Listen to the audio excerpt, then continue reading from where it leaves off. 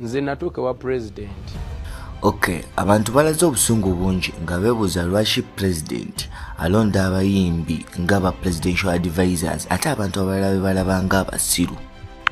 Well, lero ndese ensonga lwaki akikola bw'atyo. Mu kukola research omungi nagenze n'enkizuula nti Muzeeyi si president yekka asoose okukikola. Njagala mujjukire nti nno Muzeeyi yagenda n'appointinga Catherine Kusaasira ne Bushamani ngaba senior president advisors era ensonga ze zino zenkuleetedde olwaleero. Nenjagala okubajjukiza okulabula nti bino bigambo byange era birowoozo byange, sikuwa magezi kubitwala. Mu Luzungu, warning, these are just my thoughts about the topic, so you are advised not to take them serious. Tugende. Ensonga ziri ttaano era nga nazipanze mu ngeri nti gyendiko erina okubanga esinga ku gyenvuddeko amaanyi, so ntandikidde ku namba 5. Ku namba 5 tulinako okukozesa obuyinza bwabwe ng'abayimbi. Ndowooza mulabyeko emabegaawo nga President Museveni atrendinga nnyo oluvannyuma lw'okuappointinga Kenzo nga advisor. Muzeeyi si lwe lusoose okukola ekintu kino, azze ateeka ssente mu bayimbi abalina audiences ennene okugeza nga Chameleon, Bebe Cool, Radio ne Weasel n'abalala bangi. Kino kibeerawo kubanga amanyi ki music kyasobola okukola. Njagala mujjukize nti yalumba ne studio n'aba ng'afulumya oluyimba oba ennyimba ezize ku bubwe nga luno. Today, these young people talk to me about this rap because I was not following what they were saying. You want another rap? You want another rap? You want another rap? Ku namba 4, his real advisors advise him to do so. Ba advisor baaba ddala be bamugamba okukola ekyo. Njagala ojjukire nti no Catherine yali presidential advisor naye ng'alwana nnyo kubanga atuuka ku president era ng'acomplaininga nti talina access gy'ali. Ekyo kiraga nti n'abalonda nga ba advisor naye nga tebamutuukako. Ani amugamba okubalonda nga ba advisor? President aba ne ba advisors be.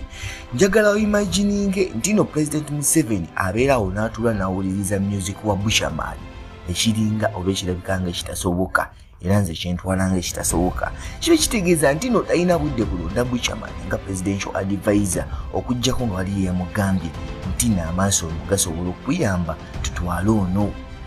Sezimu ku nsonga ziri nti bamulaga ne bamugamba nti oyo ekyo kitwala ku nsonga namba 3. Tambuze eggwanga. Okuva olwo yabayinga omutima gwange. Kuba naye namba 3, the Bobby effect. Muzeeyi yakizuula nti bano abayimbi basobola okubeera ab'amaanyi era ne basuuka abantu we babasuubira oluvannyuma lwa Bobi Wine okufuuka MP. So ng'omusajja omugezi yalina okikozesa nga advantage, engeri gye kiri nti ye yali tasobola kubeera muyimbi oba kukiwa budde kugamba nti kambeere muyimbi full time. Ku namba 2, he likes their creativity. Nga ffenna we tumanyi nti no Kenzo yateekeddwawo nga senior presidential advisor on creatives kubanga akkiririza mu magezi ge n'obuyinza bw'alina mu industry. Kino kitwala ku nsonga namba 1 era ensonga esinga obunene. Ku namba 1 tulinako okusobola okucontrollinga music industry. Kugambye nti mu namba 2 yalonze Kenzo kubanga Kenzo alina obuyinza mu industry eno. Kati njagala ojjukire nti no competitor wa Muzeeyi right now yava mu industry eno eya music era nga ye Bobi Wine omuyita principal. So yali yeetaaga okubanga asobola okucontrollinga industry eno ate gy'ataliimu. So yali yeetaaga abasajja ab'amaanyi mu industry okugeza ngaani bano ba Bebe Cool, bano ba Kamili, bano bemuyita bakusaasira n'abasigadde bonna kati nga Kenzo. Kenzo right now ye president wa federation efuga abayimbi mu Uganda. Saabadde amwetaaga nnyo okubanga asobola okutegeera ki ekitambula, ki ekifuluma, ki ekiyingira industry. Bamusajja wa Kimzi wano ku G9cast bw'oba otugoberera weebale nnyo. Bw'oba tonnaba tugoberera nkusaba osubscribing osobole okufuna all the entertainment news wano mu Uganda n'okufulumamuko. Era njagala okubajjukiza nti bino bigambo byange era sikuwa magezi kubitwala kubanga just birowoozo byange. Njagala tusinkane mu video eziddako. Bye bye.